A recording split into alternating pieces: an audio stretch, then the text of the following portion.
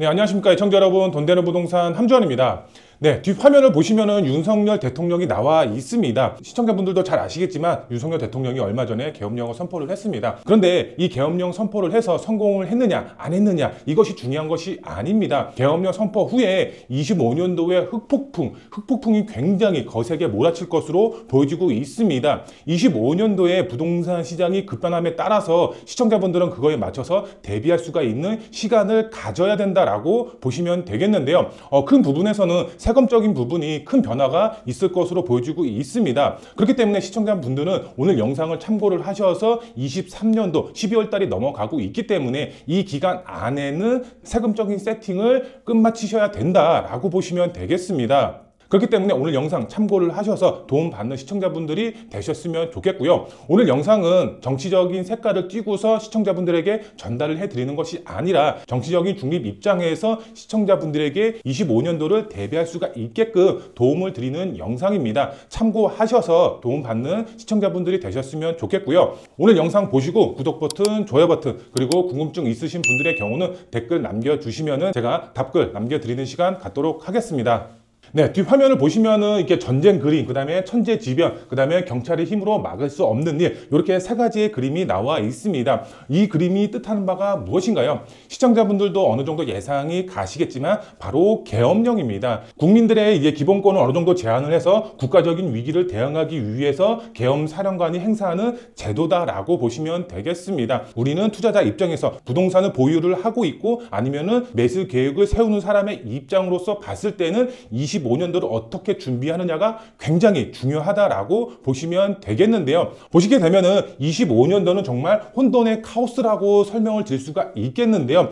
첫 번째로 봤을 때는 정치적인 큰 변화가 있을 것으로 보여지고 있죠. 그리고 두 번째로 봤을 때는 정권 교체의 여부를 시청자분들은 잘 알고 계셔야 되겠죠. 이 정권이 어떻게 바뀌었고 이 정책 방향이 흘러가는 방향에 맞춰서 부동산 시장이 흘러가는 방향도 정해지기 때문에 이 정권 방향도 굉장히 중요한 요소고요. 그 다음에 25년도 부동산 시장이 어떻게 변할지 시청자분들은 잘 알고 접근을 하셔야 된다라고 보시면 되겠습니다. 정말 25년도 급변할 것으로 보여지고 있습니다. 어떤 부분이 바로 앞서서 설명을 드렸지만 세금적인 부분이 정말 큰 변화가 있을 것으로 보여지고 있습니다. 그렇기 때문에 시청자분들은 리스크를 생각을 하고 준비를 하고 대응을 하셔야 된다라고 보시면 되겠는데요. 그래서 오늘 제가 상세하게 시청자분들에게 어떻게 대응을 해야 되는지 설명을 해드리도록 하겠습니다. 네, 오늘 강의를 보시게 되면 첫 번째로 계엄령 선포 후에 시장에 미치는 영향이 어떤 것이 있는지 설명을 해드릴 예정이고요. 네, 그리고 두 번째로 봤을 때 혹시라도 정권 교체가 될 수도 있으니 우리는 철저하게 준비를 하셔야 되겠죠. 어떻게 준비를 해야 되는지 제가 설명을 해드리도록 하겠고요. 마지막 세 번째로 대응 전략 이렇게 세우시면 되겠습니다.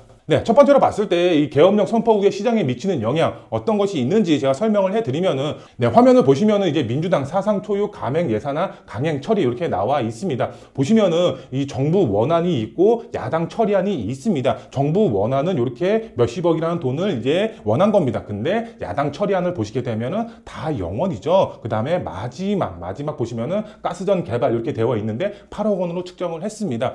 제가 봤을 때는 윤석열 정부가 솔직히 말씀드리면 열받을만 했습니다. 근데 거기에 뭐 계엄령 선포까지 하냐 뭐 이런 말도 있긴 있는데요.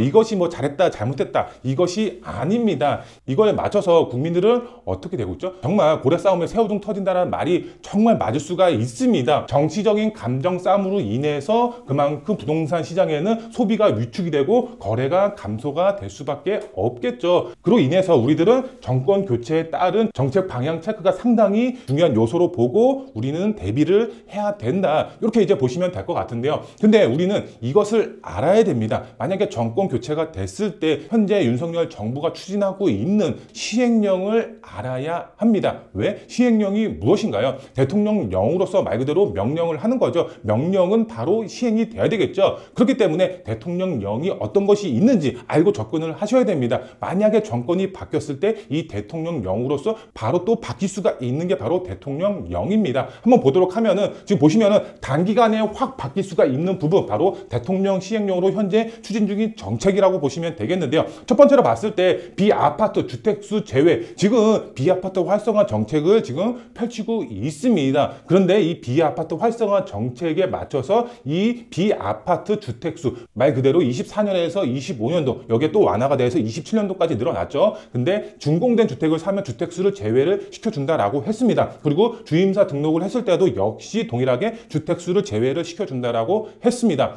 그런데 이게 대통령 시행령이었습니다. 말 그대로 바로 바뀔 수가 있는 겁니다. 주택수 제외 효과가 25년도부터는 사라질 수도 있다라는 점을 우리는 알고 있어야 된다. 이렇게 이제 보시면 될 것 같고, 그 다음에 양도세 중과 한시적 배제 다들 알고 계실 겁니다. 25년도 5월까지 한시적 배제죠. 양도세 중과가. 그런데 이게 처음에 윤석열 정부가 임기를 시작을 했을 때 바로 추진했던 대통령 시행령이었습니다. 양도세가 정말 과도하게 나오니 이 중과는 없애자. 그런데 이 양도세 중과를 없애기 위해서는 법 개정이 이루어져야 됩니다. 법 개정까지 하기에는 너무 어렵기 때문에 한시적으로 1년씩 계속 연장했던 정책이다라고 보시면 되겠습니다. 그러면은 25년도 5월이 지났다. 그러면은 대통령령으로서 1년 단위로 또 연장을 할 수가 있겠지만, 연장을 안 하면은 어떻게 되겠죠? 바로 양도세 중과가 바로 시행이 될 수가 있다. 이렇게 생각을 하셔야 되겠고요. 그 다음에 보유세, 양도세 공정시장가액 비율 자체가 조정이 될 수가 있습니다. 공정시장가액 비율 자체는 대통령 권한이죠. 그렇죠? 그렇기 때문에 바로 변경이 될 수도 있습니다.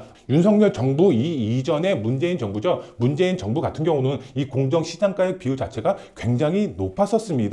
왜 높았었는지 제가 뒤에서 상세하게 설명을 해드릴 예정이고요. 그 다음에 공시지가 현실화 대통령령으로서 지금 3년째 동결을 하고 있습니다. 전 정부죠. 전 정부가 공정시장가액 비율 자체를 현시가의 90%까지 끌어올린다라고 했었습니다. 그런데 윤석열 정부가 대통령령으로서 지금 3년째 동결을 시키고 있습니다. 폐지 추진을 밟고는 있었지만 솔직히 법 개정이 이루어져야 되기 때문에 쉽지가 않은 상황이었다. 이렇게 보시면 되겠습니다. 이렇게 대표적으로 봤을 때는 이런 이제 대통령령이 있고, 또 재건축 재개발의 대통령 시행령도 있습니다. 이것들도 변할 수가 있기 때문에 어떻게 변할지 시정 모니터링 꾸준히 하셔야 된다. 이렇게 이제 설명을 드릴 수가 있겠습니다. 네, 그리고 두 번째로 봤을 때 혹시라도 정권 교체가 될 수도 있으니 우리는 철저하게 준비를 하셔야 되겠죠. 정권 교체가 되면은 시청자분들도 잘 아시겠지만 이렇게 화면이 나와 있습니다. 이 분으로 정권이 교체가 될 확률이 굉장히 높겠죠. 그러면 이 분이 과거에 대통령 후보 시절에 공약했던 공약이 있고, 경기도지사 때 공약했던 공약이 있겠죠. 한번 보게 되면은 이 경기도지사 때 나왔던 공약이었습니다. 부동산 시장 통제에 성공하지 못하면 국민의 삶이 악화될 것이다. 부동산을 통제하겠다라고 발언을 했었고요. 투기 부동산에는 세금 폭탄을 넘어 징벌 과세할 거다. 이렇게 나와 있습니다. 투자 수요를 막는 거죠. 그 다음에 주택관리 매입 공사를 신설해서 가격 상한선을 관리하겠다. 가격이 올라가는 것, 내려가는 것을 관리를 하겠다. 이런 이제 취지겠죠. 또 그 다음에 국토보유세를 신설해서 기반소득 재원으로 활용하겠다. 이렇게 나와 있습니다. 제가 봤을 때는 이게 좋다, 나쁘다, 이것을 언급을 하는 것은 아니다. 근데 세금적으로 봤을 때에는 세금적인 폭탄이 정말 큰 이슈가 될 수도 있다. 요것을 이제 설명을 해드리고 싶은 부분이었고요. 그리고 또 이제 대통령 후보 시절에 이제 공약을 또 보게 되면 많은 부분이 있는데 경기도지사 때 내세웠던 내용하고 거의 비슷하다라고 보시면 되겠습니다. 이 공약 내용을 이제 종합을 해보게 되면은 이런 거죠. 자산가들에 대한 무차별적인 세금 폭탄을 매기겠다. 그리고 투자 수요를 차단을 하고 공급 부족에 따른 정책 방향이 민간에서 공공으로 이제 넘어갈 수가 있다. 이렇게 세 가지 부분으로 요약을 할 수가 있겠는데요. 그러면은 우리는 어떻게 대응을 해야 되냐? 대응 전략을 모색을 해야 되냐? 제가 설명을 해드리도록 하겠습니다. 우선 첫 번째로 봤을 때 매수를 생각하시는 분들도 있을 겁니다.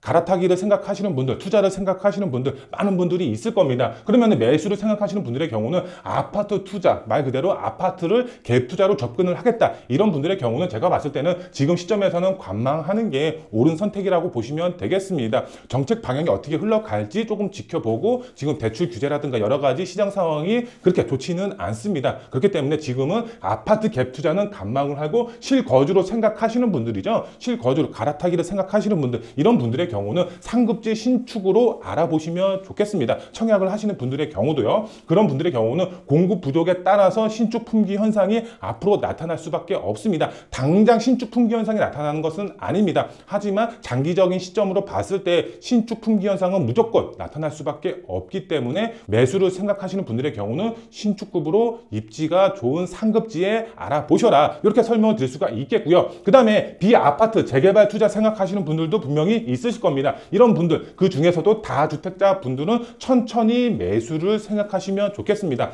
왜 천천히 매수를 하면 좋을까요? 이런 분들의 경우는, 다주택자 분들의 경우는 어차피 중과가 됩니다. 취득세 중과가 이루어집니다. 아무리 주택수 제외 효과를 보고 싶다라고 하더라도 중과가 이루어지기 때문에 다주택자 분들은 천천히 생각을 하시고 접근을 하시면 되겠고요. 그 다음에 무주택자분들, 1주택자분들, 주택수 제외되는 빌라, 제가 봤을 때는 최대한 빠르게 투자의 방향을 세워야 됩니다. 제가 앞서서 설명을 드렸죠. 대통령 시행령으로 주택수 제외 효과가 이루어지고 있다. 시행령으로 바뀔 수도 있는 부분이 있겠죠. 그렇기 때문에 2주택 이하인 분들의 경우는 빠르게 매수 계획을 세우시는 게 옳은 판단이다. 이렇게 이제 설명을 드릴 수가 있겠고요. 그 다음에 매도 계획을 세우시는 분들도 분명히 있으시겠죠. 이 매도 계획을 세우시는 분들의 경우, 다주택자 분들은 최소 25년도 5월까지는 매도 계획을 무조건 마무리 지어야 된다라고 생각을 하시고 접근을 하셔야 됩니다. 왜? 다주택자이기 때문에 분명히 중과가 들어갑니다. 그런데 25년도 5월까지는 중과가 안 들어간다라고 말씀을 드렸죠. 그런데 25년도 5월 이후에는 중과가 풀릴 겁니다. 그러면 중과가 적용이 되겠죠. 그렇기 때문에 25년도 5월까지는 끝마치시는 게 좋다. 이렇게 보시면 되겠고요. 그 다음 두 번째로 봤을 때 양도세 공정시장가액 비율 자체가 조정 가능성이 굉장히 커졌습니다. 제가 앞서서 설명을 드렸지만 이분의 경우는 부동산으로 돈 버는 것을 굉장히 싫어하시는 분입니다. 그렇기 때문에 이 공정시장가액 비율 자체를 올려서 그만큼 세금적인 징벌 과세를 하실 분이기 때문에, 그렇기 때문에 양도세 폭탄을 피하고 싶으신 분들의 경우는 최대한 빠르게 매도 계획을 세우시는 게 좋다. 이렇게 이제 보시면 되겠고요. 그 다음에 현 시점 최대한 장기 보유하는 것을 저는 추천을 드립니다. 빌라가 됐던 아니면은 아파트 보유자가 됐던 보유를 최대한 장기적으로 끌고 가시는 게 현 시점에서는 세금적으로 굉장히 유리하게 끌고 갈 수가 있다라는 점입니다. 근데 입지별, 상황별 체크를 하시고 매도 계획을 세우셔야 되겠죠. 그렇죠? 그리고 마지막으로 봤을 때 이 보유를 생각하시는 분들이죠. 이 보유를 생각하시는 분들 잘 들으셔야 됩니다. 정말 중요하기 때문에 공정시장가액 비율이죠. 재산세 현재 봤을 때는 45%의 공정시장가액 비율이 적용이 되고 있고요. 그 다음에 종부세 같은 경우는 현재 60%까지 공정시장가액 비율이 적용이 되고 있습니다.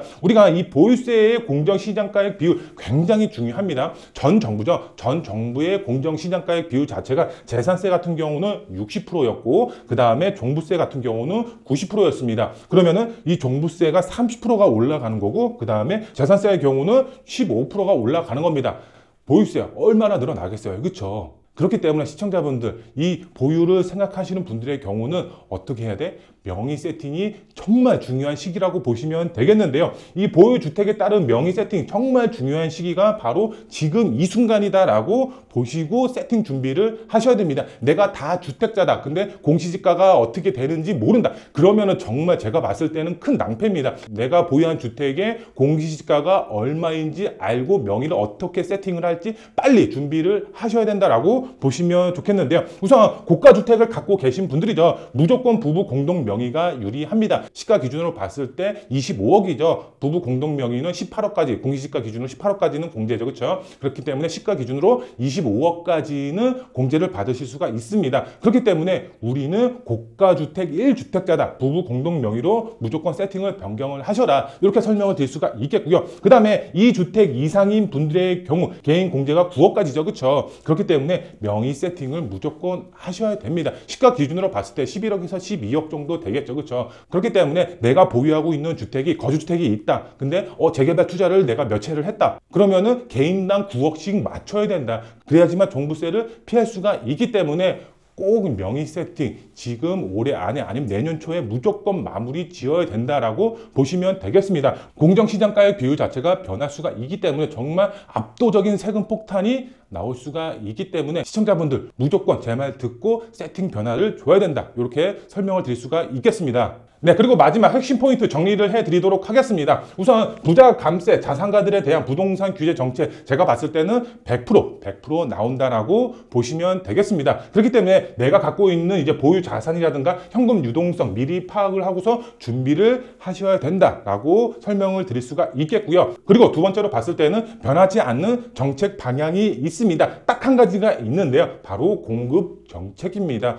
시청자분들도 다들 아실 겁니다. 그리고 많은 전문가들이 분들이 노래를 부르고 있습니다. 26년, 27년도 이후에는 공급이 정말 없다라고 많은 분들이 얘기를 하고 있습니다. 그만큼 정권이 바뀌더라도 정비사업 활성화 정책이라든가 비아파트 활성화 정책은 계속해서 해 나갈 수밖에 없는 상황입니다. 그렇기 때문에 투자를 생각하시는 분들의 경우는 이쪽 정비사업 쪽으로 투자의 방향을 세우시는 게 훨씬 더 유리하시겠죠. 근데 이 정비사업 안에서도 재건축과 재개발이 있죠. 재건축 같은 경우는 초과이익 환수라든가 여러 가지 규제사항이 아직까지는 발목을 잡고 있습니다. 그렇기 때문에 재개발 쪽이 훨씬 더 유리하겠죠. 근데 또 정책 방향이 지금 현재는 민간이지만 공공으로 또 넘어가겠죠. 민간 임대주택 이것을 또 굉장히 선호하는 게 현재 이제 민주당의 정책 방향이죠. 그렇기 때문에 이것을 알고 접근을 하셔야 된다. 그리고 마지막 세 번째로 봤을 때는 보유 자산 폭락이나 폭등은 제가 봤을 때는 없습니다. 하지만 세금적인 부분에 있어서는 정말 큰 변화가 있을 것으로 보여지고 있습니다. 시청자분들 변화를 줘야 됩니다. 어떤 변화? 자산이 세팅 변화를 무조건 줘야지만 세금 폭탄을 피할 수가 있는 시청자분들이 되실 수가 있습니다. 오늘 영상을 보셨다라고 하면은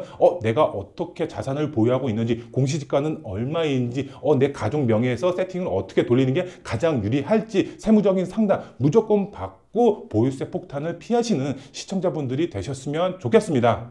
네, 25년도 정말 부동산에 있어서 큰 변화가 있을 것으로 보여지고 있습니다. 오늘 영상 25년도의 큰 변화에 맞춰서 우리는 어떻게 대응을 해야 되는지 전략을 알려드리는 시간 가졌는데요. 조금 더 궁금하신 분들 있으시면 전화 주시거나 댓글 남겨주시면 제가 답글 남겨드리도록 하겠습니다.